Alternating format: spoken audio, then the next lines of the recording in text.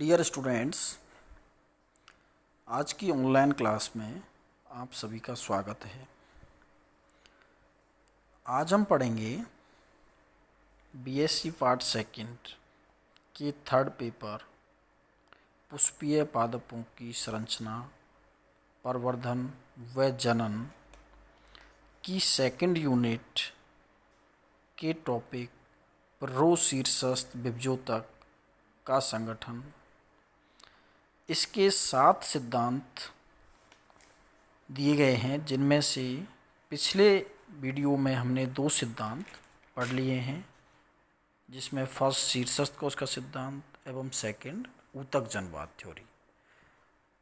आज हम पढ़ेंगे ट्यूनका कॉर्पस थ्योरी, जो कि सर्वाधिक मान्य सिद्धांत है। यह सिद्धांत सिमिड 1924 ने प्रोशीर्षस्थ वृद्धि क्षेत्रों के लिए प्रस्तुत किया।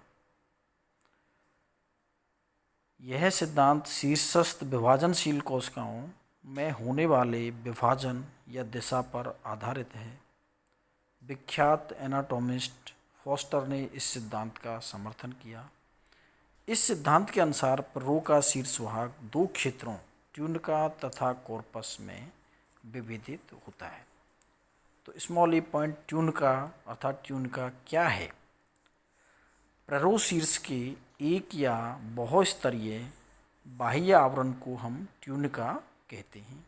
इसकी कोशिकाएं केवल अपनतिक विभाजन द्वारा प्रोशीर्ष का पृष्ठीय विस्तार करती हैं। ट्यूनका की सबसे बाहर वाली परत अधिचर्म बनाती है और भीतर की परतें पर्णाद्यक और कॉर्टेक्स का निर्माण करती हैं। बी कार्पस अर्थात पिंड, जो कि ट्यूनका से घिरा हुआ रहता है। ट्यूनका की स्तरों द्वारा ढका हुआ केंद्रीय कोशिकाओं का समूह कार्पस होता है। इसकी कोशिकाएं विभिन्न तलों में विभाजित होकर कोशिका संहति के आयतन में वृद्धि करती हैं।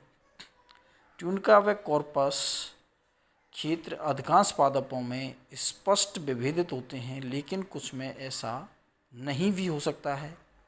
स्तंभ शीर्ष के अध्ययन हेतु यह सिद्धांत अधिक मान्य है। यह ट्यूनका तथा कार्पस क्षेत्र की डेस्टिनी को पूर्णतः निश्चित नहीं करता है, जो इसका एक धनात्मक पहलू है। अर्थात यह सिद्धांत रिजिड नहीं है कि ऐसा ही होगा, तो इससे इसकी मान्यता ज़्यादा हुई है। अतः फॉस्टर तथा रीव ने इस सिद्धांत के संबंध में निम्नलिखित महत्वपूर्ण निष्कर्ष प्रस्तुत किए हैं। जैसा कि हम डायग्राम में देख रहे हैं, सबसे ऊपरी जो परत है जिसको ट्यूनका कहा है, उसके नीचे जो सेल्स हैं जो एक पिंड के रूप में हैं, उनको कॉर्पस कहा है। तो इसी के नाम के आधार पर हमने इसको ट्यूनका कॉर्पस थ्योरी नाम दिया है। जो इसके 2 महत्वपूर्ण निष्कर्ष हैं वो हैं, फर्स्ट, विभिन्न पादप जातियों में ट्यूनका की परतों की संख्या में पर्याप्त भिन्नता पाई जाती है। मौसमी वृद्धि परिवर्तनों से परतों की संख्या प्रभावित होती है। ट्यूनका तथा कार्पस के मध्य सीमा रेखा सुनिश्चित नहीं होती है। कई बार एक ही पादप जाति में यह भिन्न भिन्न समय पर भिन्न भिन्न हो सकती है। अगला सिद्धांत है फोर्थ सिद्धांत, ऊतक जनी परत सिद्धांत अर्थात एस्ट्रोजेनिक लेयर थ्योरी।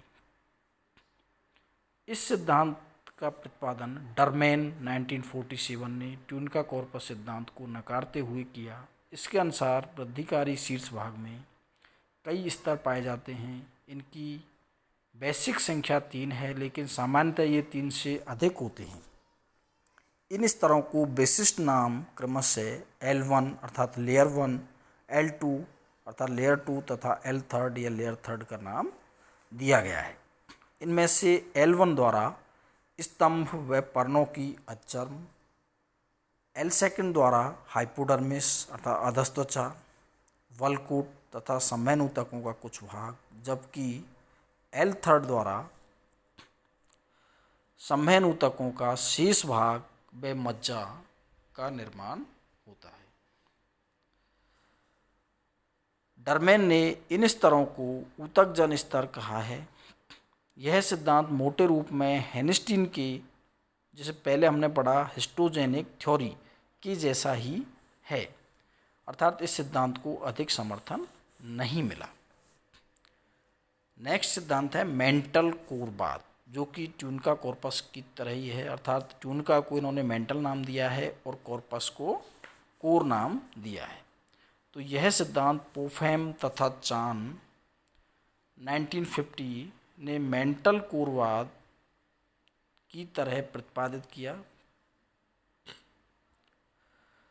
इन्होंने स्तंभ की शीर्षस्थ कोशिका समूह की बाहर वाली मुद्राकार कोशिका स्तर को मेंटल तथा केंद्रीय भाग की परतों के लिए कोर पिंड शब्द का प्रयोग किया। यह ट्यूनिका कॉर्पस सिद्धांत का ही दूसरा रूप है। अतः इसमें ट्यूनिका के लिए मेंटल तथा कार्पस के लिए कोर शब्द का प्रयोग किया है। जैसा कि डायग्राम में दिख रहा है, ऊपर की जो परतें हैं वो मेंटल का ही हैं, फिर उसके बाद सबएपिकल मेरिस्टेम, पेरिफेरल मेरिस्टेम और सेंट्रल मेरिस्टेम। तो सबएपिकल, पेरिफेरल और सेंट्रल मेरिस्टेम को मिलाकर के कोर, अर्थात जो ट्यूनिका कॉर्पस थ्योरी में हमने कॉर्पस कहा था उसकी तरह कहा गया है। मेंटल में सदैव अपनतिक विभाजन होते हैं तथा यह एक स्तर मोटा होता है। कोर 3 भागों में विभाजित होता है। उपशीर्षस्थ मेरिस्टेम, यह कम विभाजनशील बाह्य भाग है। सेकंड, पर्धीय मेरिस्टेम, यह मध्य स्थित भाग है। इसके सक्रिय कोशिका विभाजन से कॉर्टेक्स तथा प्रोकैम्बियम बनते हैं।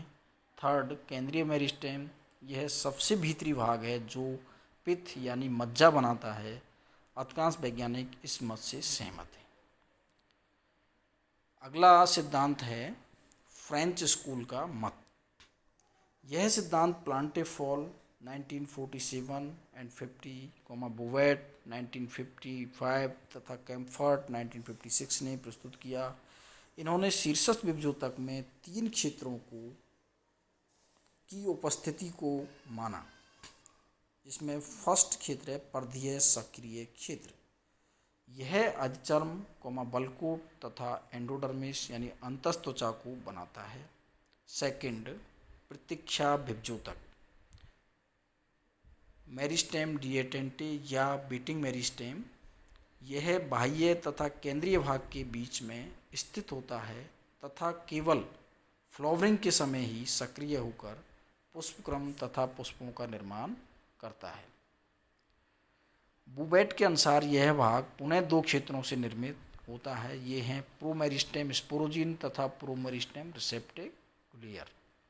थर्ड पॉइंट है मज्जा विभजोतक, पिथ मेरिस्टेम, यह शीर्ष के केंद्रीय भाग में स्थित होता है तथा विभाजन द्वारा संवहन ऊतकों व पित्त का निर्माण करता है।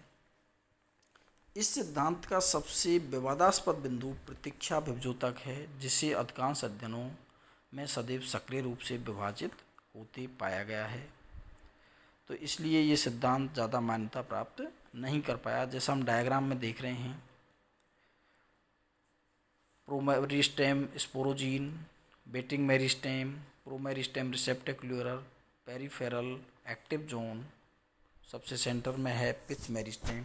तो ये फ्रेंच स्कूल का मत है। तो इस तरीके से हमने रो शीर्षस्थ विभजोतक के संगठन के सिद्धांतों के बारे में पढ़ा। ये काफ़ी एनाटॉमी के लिहाज से इम्पोर्टेंट टॉपिक है, इसे ध्यान से पढ़िएगा और चैनल को subscribe and like and share करते रहिएगा, जिससे आपको आने वाले वीडियो का नोटिफिकेशन समय पर मिल सके और आप अपनी तैयारी जारी रख सकें। धन्यवाद।